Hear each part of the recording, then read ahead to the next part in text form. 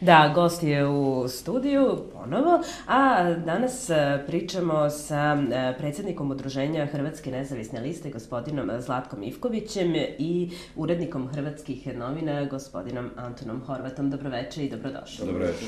Danas je u City Press Roomu održana konferencija za štampu na kojoj je ukratko predstavljen program Hrvatske nezavisne liste. Gospodine Ivkoviću, konkretno kako ukratko izgleda program ove liste? Eto, samo prije nego što bi krenio sa programom, ukratko bih rekao da evo točno je 2 godine kako je Udruženje Hrvatska nezavisna lista održala svoju inicijativnu skupštinu i počela sa djelovanjem. Što se tiče programa, znači suština programa je u tome što po nekim procenima svega 10% Hrvata djeluje u hrvatskim strankama i institucijama i na osnovu tog se pokazala jedna potreba da na jedan drugi način priđe se problemu rješavanja problema prava i položaja Hrvata u Republici Srbiji. Između ostalog, djelomično zbog nepovjerenja prema aktualnim vodstvima tih stranaka i institucija, djelomično zbog nedovoljnog angažovanja na ostvarivanju prava, djelomično zbog neravnopravnog finansiranja udruge i neotvorenosti i nedemokratičnosti stranaka i institucija, zbog toga je svega 10% Hrvata uključeno u institucije.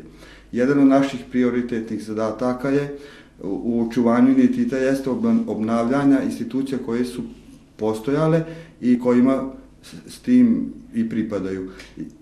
Da, recite mi, kada su u pitanju institucije koje su postojale, na čemu ćete se vaša hrvatska lista, nezavisna hrvatska lista, na čemu će se to...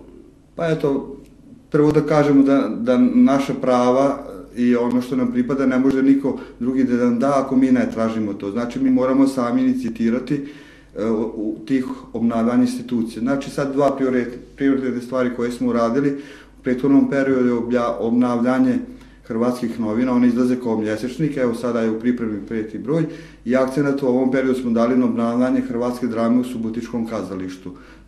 Obnavljanje Hrvatskog subotičkog kazališta spada u grupu stečenih prava. Znači, pošto je u određenom periodu od 1945.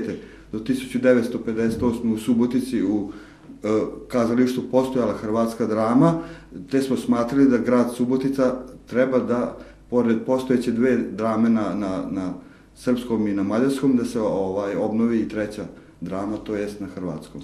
Mislim, ambasador Hrvatske koji je bio ovde u poseti Subotici, da je i obećao da će se raditi na tome, da li možda imate nekih naznaka da će to postati i stvarnost?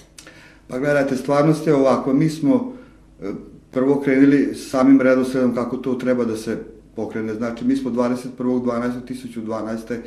godine podneli inicijativu Hrvatskom nacionalnom vijeću na osnovu prikupljenih potpisa koja je sama udruga uradila.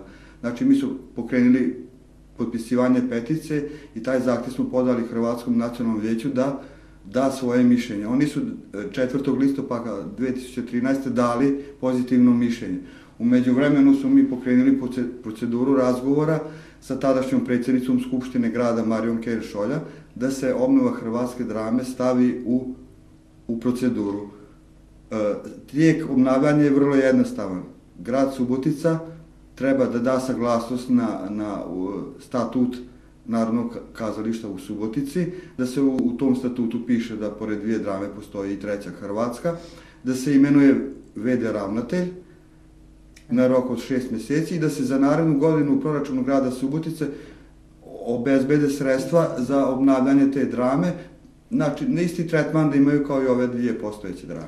Recite mi koji bi bio reciprocitet uloženih sredstava i koliko bi to grad koštalo što se tiče izdvajanja sredstava iz budžeta kulture za dramu na hrvatskom?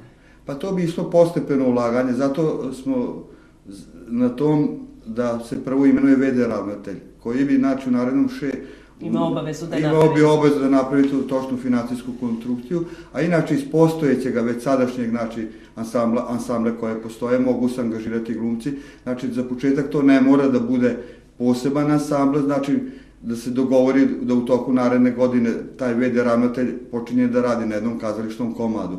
Jer nekada, i ja se sjećam, a pogotovo stariji, takve znači drame su se igrali pretežno od Matije Poljakovića. Znači u tadašnjem kazalištu je bilo jako puno gledatelja koji su nazočili tim predstavom. Čak su poneke po 2 puta u toku dana izvođene. Tako da bi, znači, taj VD ravnatelj napravio točnu financijsku konstrukciju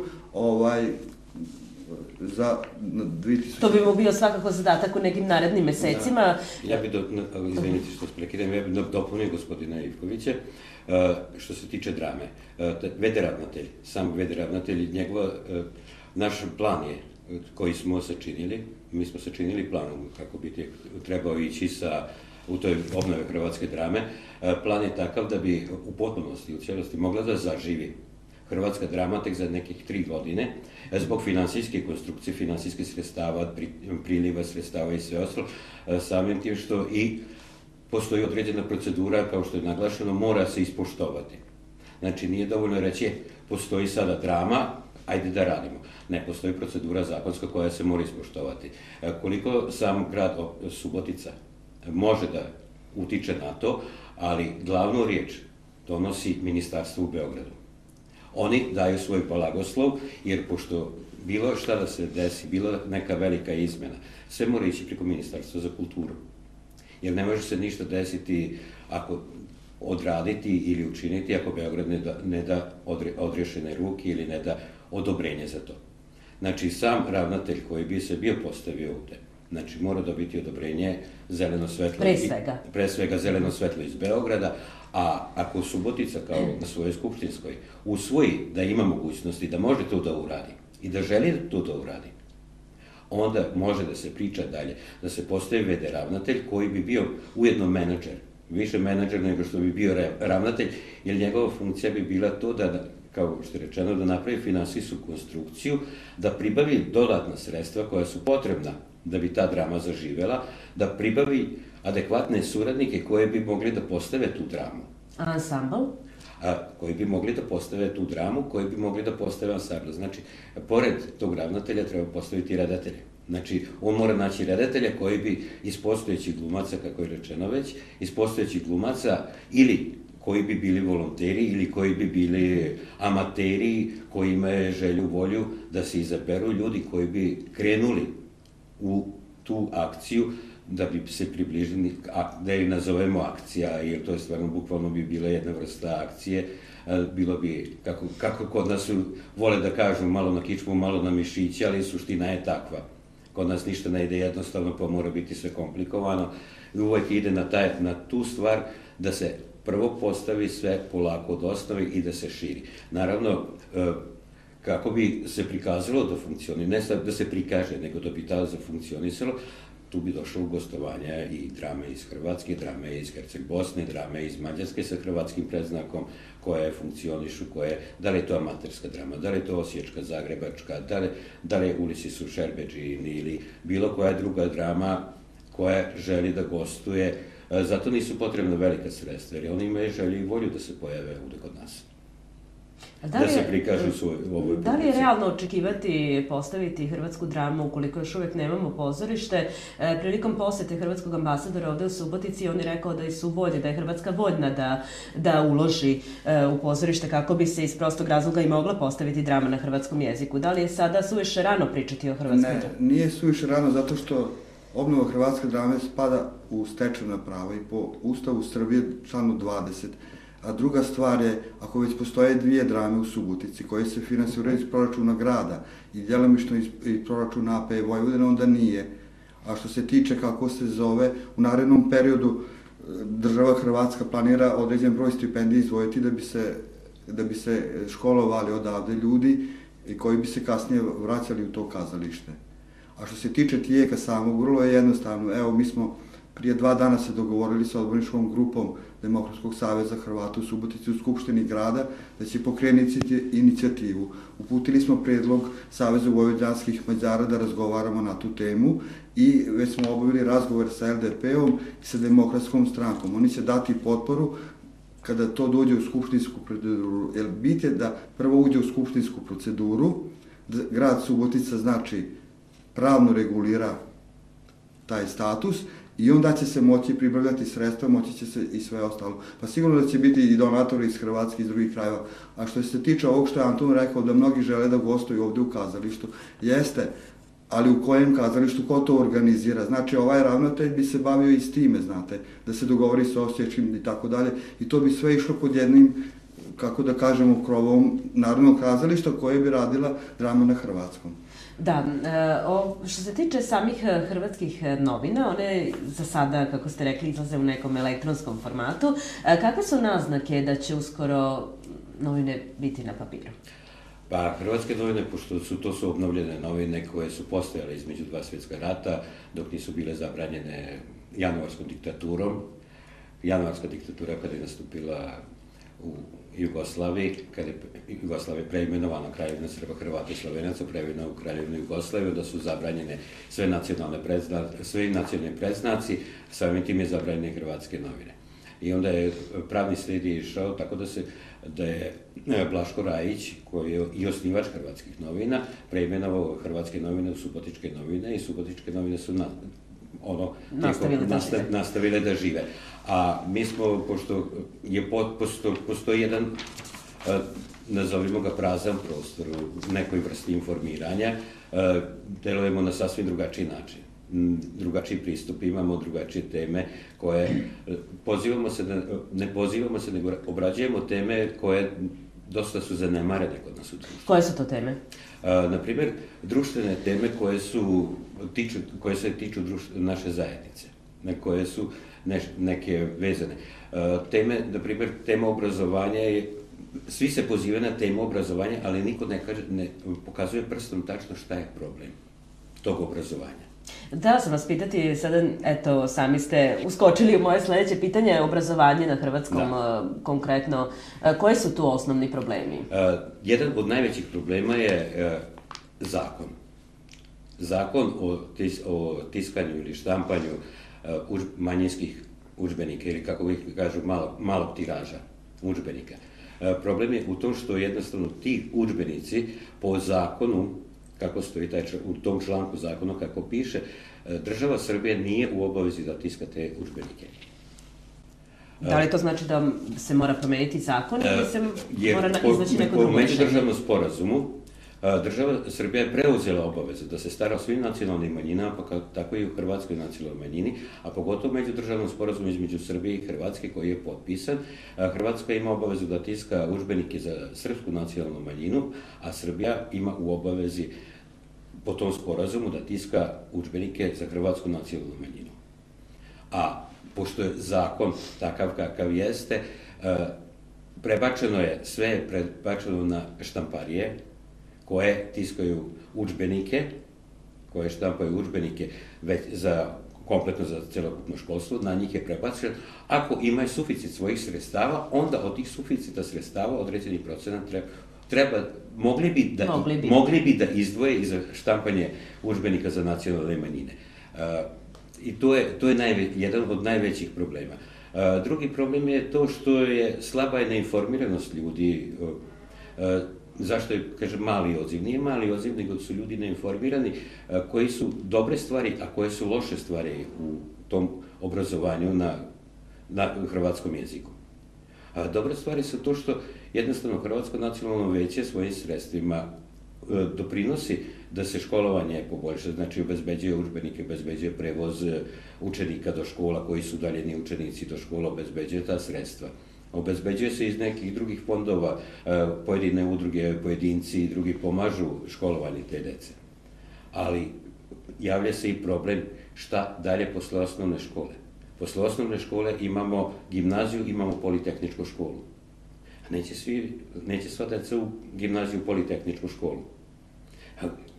Izostavljene su tehničke nauke. Neka ima tehnički smjer. Neka ima da li će to biti informatika, da li će to biti neka druga tehnička struka, da li će to biti jedan odjel ekonomije. Ali da postoji i ta mogućnost da i srednju školu nastave na školovanje kroz srednju školu, da nastave na hrvatskom jeziku, ako su već odradili. A drugi probleme, to sam baš, bio je tema u drugom broju je bila tema baš školovanje u hrvatskim novinama i tu šta se još jedan veliki problem kroz to sve javlja. Javlja se problem u tom što jednostavno svi hoće nešto, a niko ništa ne uradi. Doktor Ivo Josipović je bio u poseti Tavankutu, dečica iz osnovnih škola koje pohađaju nastavu na hrvatskom jeziku su ga i dočekale. Sad tu je bio i predsjednik Srbije Tomislav Nikolić. Bilo je reči o udžbenicima na hrvatskom jeziku. Da li možda imate informaciju šta je dalje od toga otišlo od tih obećanja, ili s obzirom da je došlo do dogovora da će se udžbenici štampati? Od tih obećanja šta je dalje otišlo? Otišlo je dalje od toga da je HNB svojim sredstvima štampao udžbenike do 4. osnovne škole, do 4. razreda osnovne škole. Znači, opet, zajednica je svojim sredstvima, bez obzira na sve, i na dogovore, i na sve, to su još uvek one političke priče koje isto tako stoje. Sve je to lepo kad se priča, ali konkretnih rezultata još uvek ne postoji. S obzirom da su to neke najviše državne instance i da nisu mogle rešiti problem, kako mislite da će se moći, osim izmenom nekog zakona koji generalno se odnosi na sve manjinske zajednice koje imaju nastavu na svom jeziku? Jednostavno može se, na jednostavan način se može rešiti. To treba da ima, ne samo naše sve nacionalne zajednice, da imaju sluha jedno za drugo. Jako lepo. Mi kao udruga surađujemo lepo i sa Rumunima, sa Slovacima, sa Mađarima, imamo neke dogovore i suradnje, ali nije dovoljno da samo mi kao udruga koja težimo da se objedinimo i da surađujemo sa svima. Mi smo otvoreni prema svima, da li je to iz DSKV, da li je to neka udruga iz Srema, uže Srbije, da li je iz Beograda, da li je iz Sombora, nama to ne predstavlja nikako, znači, ali imamo saradnju sa njima. Ali postoji to da mi moramo ovdje sesti, da se dogovorimo međusobno i da naše matične države, znači Zagreb, Budimpešta, Bratislava, Bukurešt, Sofija, oni moraju da utiču na državni vrh, oni moraju uticati na državni vrh da bi se to moglo ostvariti. Jer mi možemo tražiti, ali šta? Nacionalne manjine kao nacionalne manjine nemaju dovoljan broj glasova da bi mogli da izglasaju. Znate kako ide glasanje kod nas u Skupštini? Onaj ko ima većinu, taj kaže šta hoće. A izlobirati jednu takvu stvar, nisu to neka velika finansijska sredstva, nego to je jednostavno, to nije bitno. To nama nije bitno. Ako njime treba na njihovom jeziku, oni nek se snalaze kako znaju. To je ono, brigo moja pređe na drugo. Da, vreme prolazi od školske godine do školske godine, rešenja još konkretno nikog nema. Izvolite. Mi smo inače, udrugu Hrvatska nezavisna lista je primio predsjednik Josipović u Zagrebu u svom uredu 15. studenog.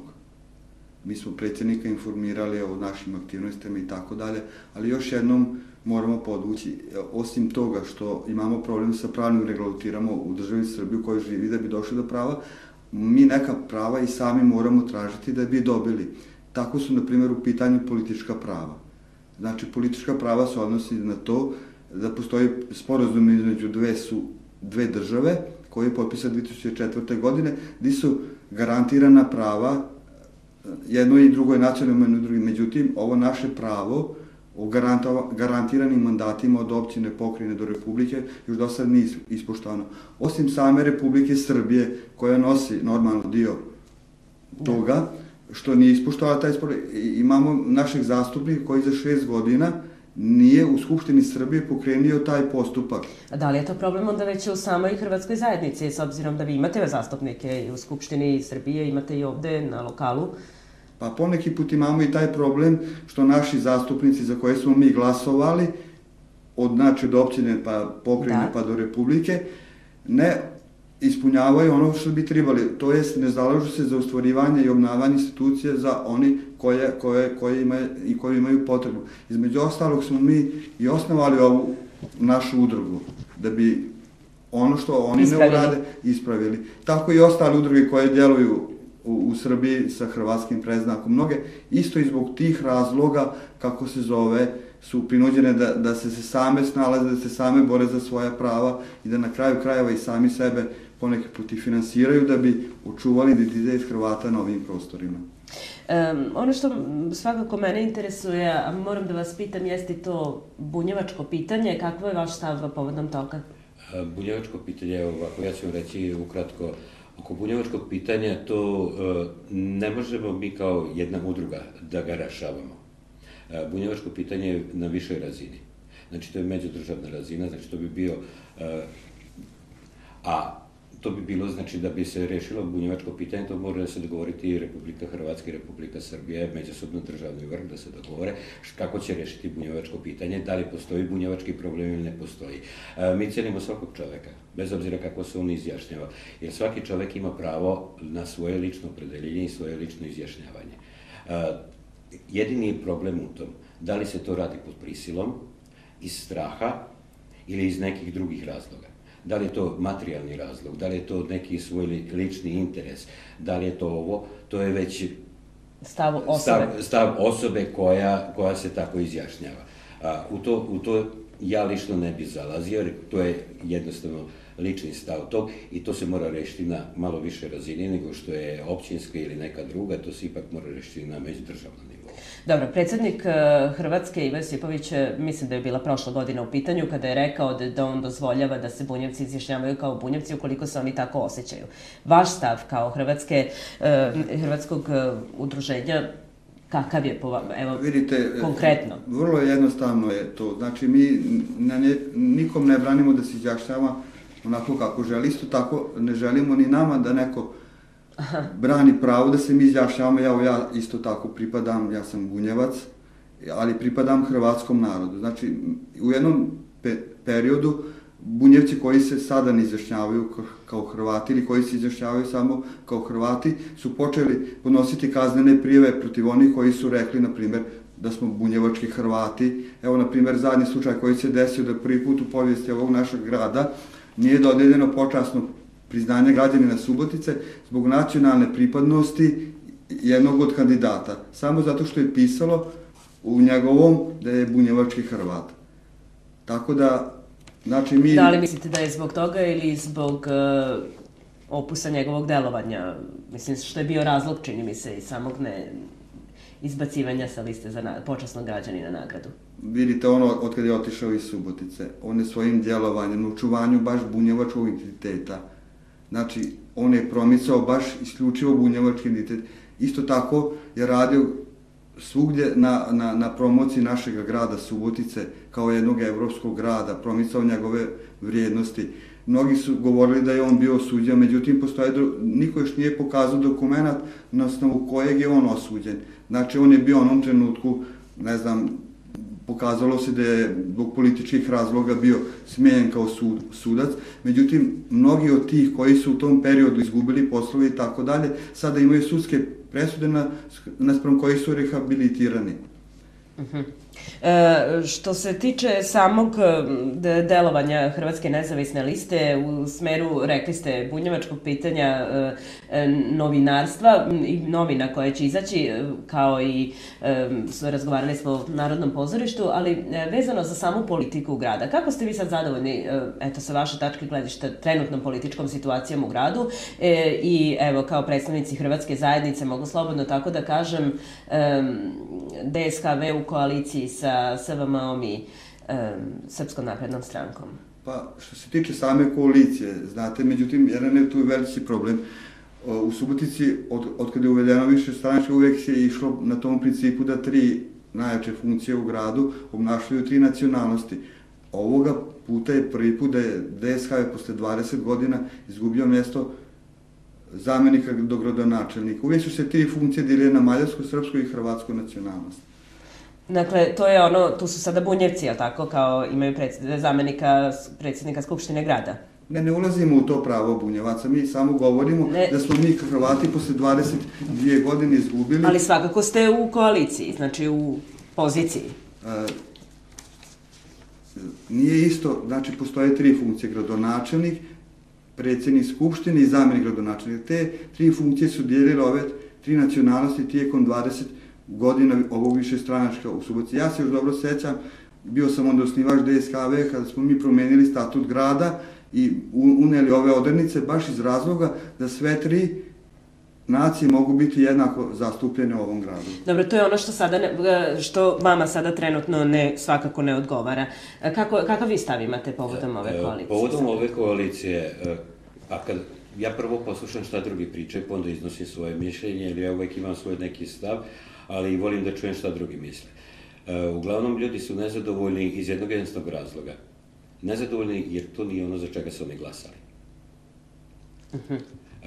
To je svi, bilo ko da kaže 90% komentare, to nije ono za čega smo mi glasali. Mnogi su se začudili kada je oformljena koalicija i kada se tu našao VSHD. Za šta to ljudi nisu glasali? U suštini ljudi su gledali, kada se pogleda struktura i kako funkcioniše, koja je stranka, koja je stranka opredeljena. Demokratske stranke, proevropske stranke, strogo proevropske stranke, to je Demokratska stranka, tu je DSHV, tu je SVM. To su tri stranke koje su proevropske, koje teže Evropi. U suštini, pošto Mađarska je u Evropi, Hrvatska je u Evropi, a znači to su evropske stranke i gde sam SVM ima i veliku podršku od Budimpešte u svome radu. Demokratska stranka, ona je sa svojim radom i delovanjem išla da otvaranjem vrata ka Evropskoj uniji, pokušajima i sve ostalo, koliko je uspela, koliko nije, trenutno je ovoj sadašnjoj vlasti. Otvorena su vrata da može da pregovara i sadašnja vlast se predstavlja kao proevropska skupina. Koliko je ta proevropska skupina, to će vrijeme pokazati. Dok god se balansira između Rusije i Evrope, neki put dobro, neki put malo nespretno. Koliko je moguće balansirati između Rusije i Evrope i da li je uopšte moguće? Moguće, ali ne sa naše pozicije. Da, prilično škakljiva tema i verovatno za neku drugu i bolju priliku. Htela sam vas pitati za neke vaše naredne planove za naredni period Hrvatske nezavisne liste. Pa vidite, naši naredni planovi su vezani što se tiče, predložit ćemo promjenu izbornog zakona za izbor nacionalnih vijeća, pa tako i Hrvatskog nacionalnog vijeća. Pojačat ćemo djelovanje prema Hrvatima van autonomne pokrajine Vojvodine, jer diljem Srbije žive Hrvati. Onda sljedeće će biti da ćemo se zalagati za novi način finansiranja udruga pri hrvatskim institucijama, jer Hrvatsko nacionalno vijeće raspisuje natječaj. Natječaj se zasniva tako da su tamo na tom natječaju predviđena sredstva za projekte i za kulturu i za informiranje sve, i mi smatramo da svi natječaji treba da budu posebno za informiranje, posebno za kulturu i tako dalje, i da se puno veće sredstva odvoje u proračunu za informiranje. Jer ako gledamo na način na koji je informiranje, na kojim smo zastupljeni, da imamo, ne znam, emisiju na Somboru jednom mjesečno na hrvatskom, u Subotici da traje 3 sata, da traje u terminu koji je malo slušan. Što se tiče programa na TV Novom Sadu, koji traje svega 15 minuta dnevno, od čega svega udruge hrvatske imaju pristupa, ne znam, 2-3 minute tjedno. I što se tiče, bacit ćemo akcent na školovanje na hrvatskom jeziku, onom o čemu je govorio Antun, s tim da trebamo istaći da je prije 2 godine bio ministar Hrvatske za obrazovanje, da je onda počet i pokrenut je jedan projekat osnivanja Hrvatskog školskog centra u Subotici, koji bi baš ove druge djelatnosti, znači ako nadležna institucija, tu prije svega mislimo Hrvatsko nacionalno vijeće, ne bude u narednom periodu ozbiljnije krenulo po izradi tog projekta, mi ćemo pokušati nekako sa svojim angažiranjem da ih potaknemo da se to ubrza. Svakako, to su neki planovi za naredni period i o tome ćemo razgovarati nekom drugom prilikom. Ja vam se sada zahvaljujem što ste bili moji gosti. Hvala i odmah.